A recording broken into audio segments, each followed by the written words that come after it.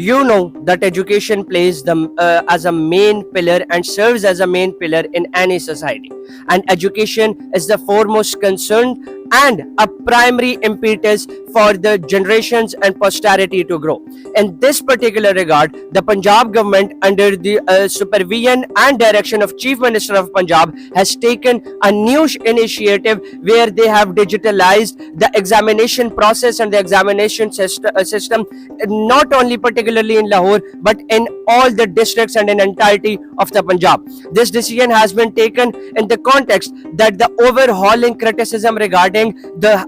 hampered examination process and the grading process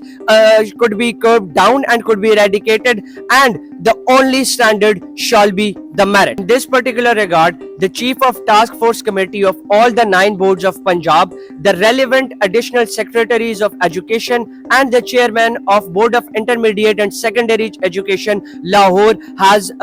arranged a meeting where it was discussed and reviewed that how technology could enhance the general examination mechanism and process for the upcoming students in the entirety of Punjab. Mainly four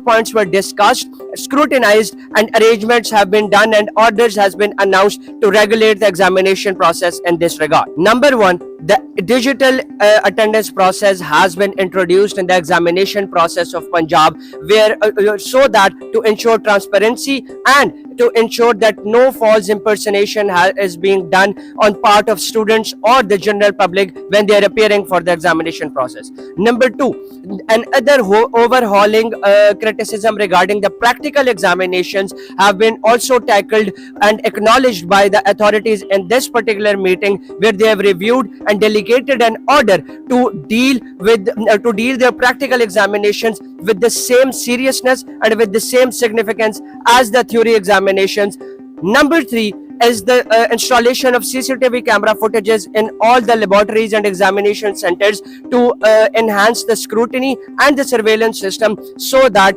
again the merit will be the only and only standard.